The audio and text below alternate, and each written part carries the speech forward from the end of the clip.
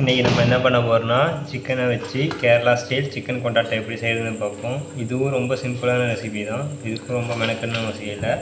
So first இப்போ நான் ஒரு 1/4 கிலோ சிக்கன் எடுத்து வச்சுருக்கேன். அது ஒரு பிளேட்டில் போட்டுக்கிட்டு இது கூட ஒரு 1 ஸ்பூன் அளவுக்கு இஞ்சி போட்டு பேஸ்ட்டு போட்டுக்கிறோம். இது கூடவே சில்லி பவுடர், ஒரு 1/4 ஸ்பூன் அளவுக்கு சில்லி பவுடர், இது கூடவே கொஞ்சமாக காஷ்மீரி சில்லி பவுடர், அது ஒரு 1/4 ஸ்பூன் அளவுக்கு கலருக்காக. அப்புறம் இது கூடயே கொஞ்சமாக மல்லித்தூள் ஆட் பண்ணிக்கிறோம். அதுக்கு மல்லித்தூள் ஆட் பண்ணிக்கிறோம். இது கூடயே ஸோ இப்போ கொஞ்சமாக சால்ட் ஆட் பண்ணிட்டு இது கூட ஆட் பண்ணிட்டு சிக்கனை நல்லா மிக்ஸ் பண்ணி ஒரு 1/2 அன் ஹவர் மேரினேட் பண்ணிப்போம். ஸோ இதுக்கு ஃபஸ்ட்டு சிக்கனை இந்த மாதிரி ஊற வச்சுக்கணும். ஏன்னா இது டபுள் ஃப்ரை பண்ண போகிறோம். ஃபஸ்ட்டு ஃப்ரை பண்ணிவிட்டு டபுள் டைம் இதை குக் பண்ண போகிறோம். ஸோ அதனால் ஃபஸ்ட்டு மசாலாவை போட்டு நல்லா ஊற வச்சுப்போம் ஒரு 10-20 நிமிஷம். ஸோ இப்போ சிக்கன் ஊறட்டும். சின்ன வெங்காயம் தான் யூஸ் பண்ண போகிறோம். ஸோ ஃபஸ்ட்டு சின்ன வெங்காயத்தை ஒரு 100 கிராம் எடுத்து வச்சுருக்கேன். அதை ஃபைனாக கட் பண்ணி எடுத்துப்போம். எப்பவும் போல் ஃபைனாக ஸ்லைஸ் பண்ணிப்போம். இதுக்கு நம்ம தக்காளி யூஸ் பண்ண போகிறதில்ல. ஸோ வெங்காயம் மட்டும்தான் ஊற்ற போகிறோம். தக்காளிக்கு பதிலாக நம்ம வேறு ஒன்று ஆட் பண்ண போகிறோம். என்னென்னதை சும்மா சொல்கிறேன். அதேமாரி இந்த டிஷ் பார்த்திங்கன்னா லைட்டாக ஸ்பைஸியாகவும் லைட்டாக ஸ்வீட்னஸாகவும் இருக்கும். வீட்டில் சின்ன பசங்க இருந்தால் அவங்களுக்கு கண்டிப்பாக இது பிடிக்கும். ட்ரை பண்ணி பாருங்கள்.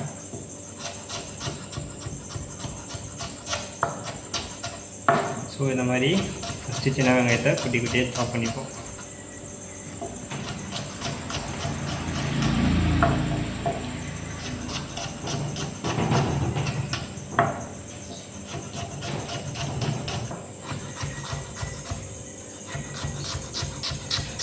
ஆறு பல் பூண்டு எடுத்துருக்கேன். அது ஒரு மிக்ஸி ஜாரில் போட்டுப்போம். இது கூடவே ஒரு 1/4 துண்டு இஞ்சி, அதையும் க்ளீன் பண்ணிவிட்டு கட் பண்ணி அது கூடயே போட்டுப்போம்.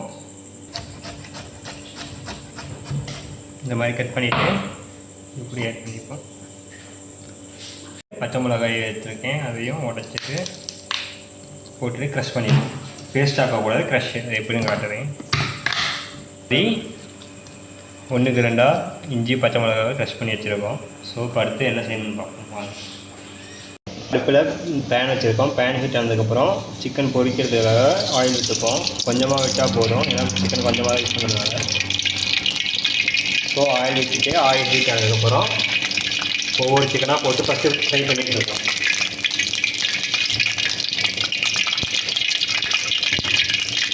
ஸோ இப்போ ஆயில் ஹீட் ஆகிடுச்சு. நம்ம சிக்கன் ஊற வச்சு 10 நிமிஷம் ஆகிடுச்சு. ஸோ இப்போ என்ன பண்ண போகிறோம்னா ஒவ்வொரு பீஸாக போட்டு ஃப்ரை பண்ணி வச்சுருக்கோம்.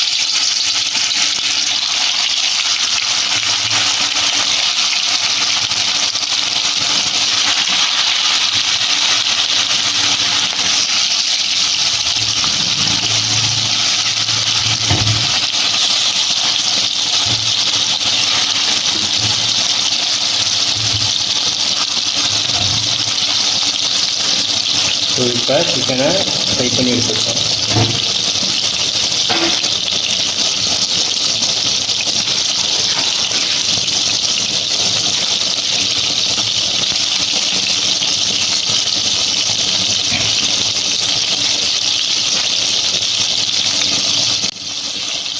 ஸோ இப்படி 1 பை 1 போட்டுட்டு கொஞ்சம் நேரம் எடுத்துட்டு திருப்பி வச்சுருக்கோம். இல்லைன்னா சிக்கன் ஒரு பக்கம் வெந்திருக்கும், ஒரு பக்கம் வேகாமல் இருக்கும். ஸோ என்ன பண்ணணும்னா சிக்கனை போட்டுட்டு திருப்பி வச்சுக்கலாம்.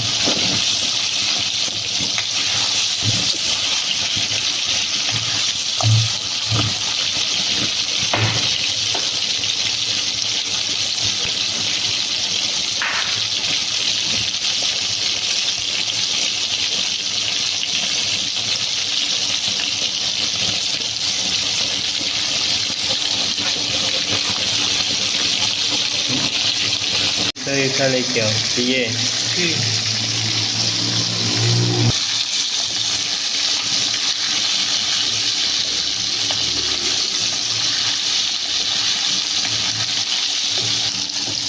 பார்த்தீங்கன்னா நம்மளோட சிக்கன் வந்து ஃப்ரை ஆகிடுச்சு. இப்போ என்ன பண்ண போனால் சிக்கனை வந்துட்டு நம்ம வேறு பிளேட்டுக்கு ட்ரான்ஸ்ஃபர் பண்ணிப்போம்.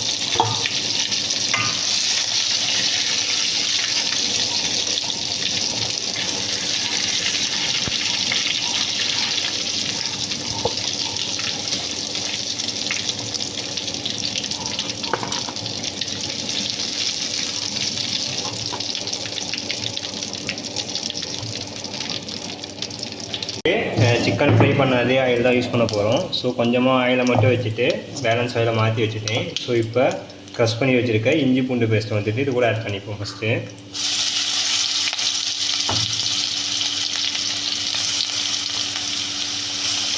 ஸோ இஞ்சி பூண்டு பேஸ்ட் வந்துட்டு பச்சை வாசனை போகிற அளவுக்கு நல்லா சாப்பிட்டு பண்ணி எடுத்துப்போம்.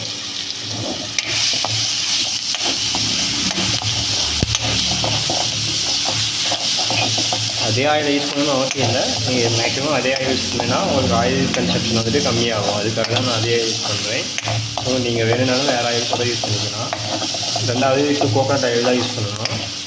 ஸோ கேரளா டிஷ்க்கு மேக்ஸிமம் எல்லாத்துக்குமே கோகோனட் ஆயில் தான் யூஸ் பண்ணுவாங்க. ஸோ நீங்கள் கோகோனட் ஆயில் யூஸ் பண்ணால் தான் மேக்ஸிமம் டேஸ்ட் வரும். ஸோ இப்போ பார்த்தீங்கன்னா பச்சை வாசனை போயிட்டு அதுக்குள்ளேயே இப்போ வெட்டி வச்சுருக்க சின்ன வெங்காயத்தை ஆட் பண்ணிப்போம்.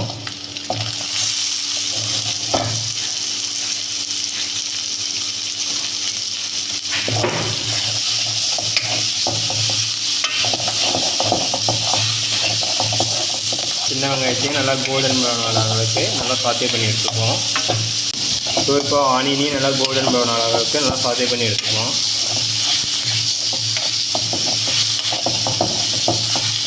ஸோ இந்த டைமில் மசாலாவுக்கு தேவையான உப்பை மட்டும் ஆட் பண்ணிப்போம். உப்பு ஆட் பண்ணிவிட்டால் சீக்கிரமாக வெங்காயம் வந்துட்டு சாத்தே ஆகி வரும். ஸோ அதுக்காக இப்போ உப்பு ஆட் பண்ணுறேன் நான். ஸோ இதுக்கு ஒரு 1/4 ஸ்பூன் அளவுக்கு உப்பு மட்டும் ஆட் பண்ணிப்போம்.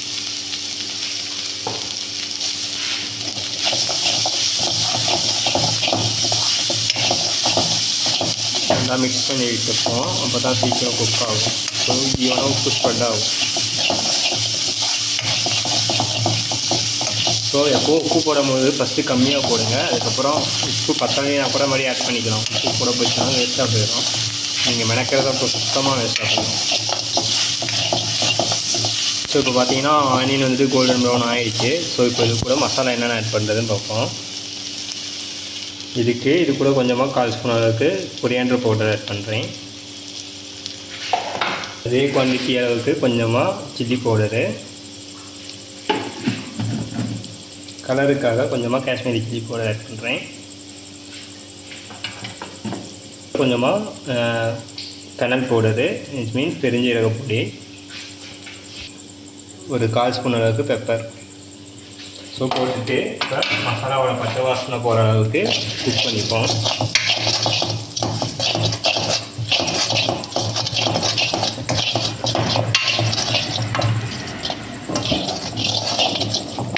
இப்போ பார்த்தீங்கன்னா பச்சை வாசனை போயிடுச்சு.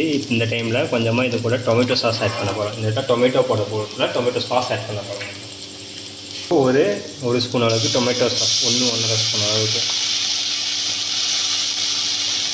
ஆட் பண்ணிவிட்டு நல்லா மிக்ஸ் பண்ணி விடணும். மிக்ஸ் பண்ணி விட்டுட்டு லைட்டாக தண்ணி ஊற்றணும்.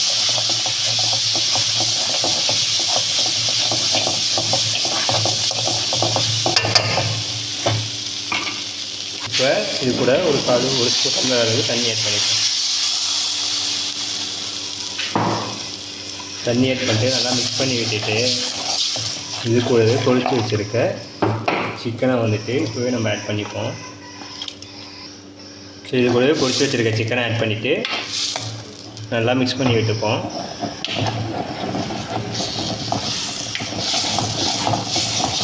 இது இன்னும் ஒரு ஐட்டம் வந்துட்டு கடைசியாக போடணும். அது லாஸ்ட்டாக சொல்லுவேன். தண்ணியெல்லாம் வற்றினதுக்கப்புறம் மேலே ஒரு ஐட்டம் கார்னிஷ் போட்டுட்டு, ஏன்னா அப்போ தான் நல்லாயிருக்கும். அதுதான் மெயின் இம்பார்ட்டன்ட் ஐட்டம் இருக்குது. ஸோ அது வந்துட்டு கடைசியாக தான் போடணும்.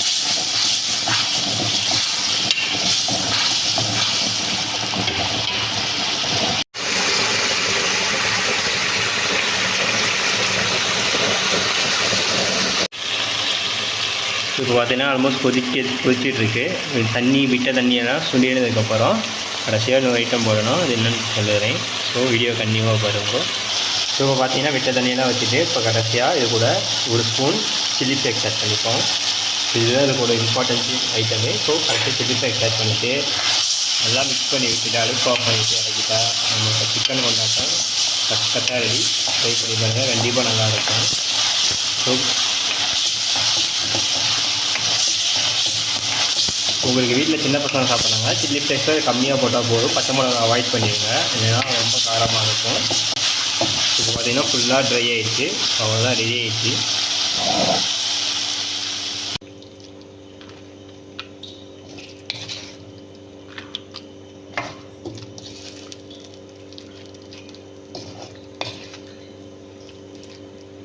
ஸோ இப்போ பார்த்தீங்கன்னா நம்ம சிக்கன் கொண்டாட்டம் வந்துட்டு ரெடி ஆயிடுச்சு. இது வந்து பரோட்டா சப்பாத்தி கூட செம்ம சூப்பராக இருக்கும். ஸோ கண்டிப்பாக ட்ரை பண்ணி பாருங்கள். ரெசிபி பிடிச்சிருந்துச்சுன்னா லைக் பண்ணுங்கள், ஷேர் பண்ணுங்கள், கமெண்ட் பண்ணுங்கள். அடுத்த வீடியோ வரைக்கும் stay tune. Thank you so much for வாட்சிங் மை வீடியோஸ்.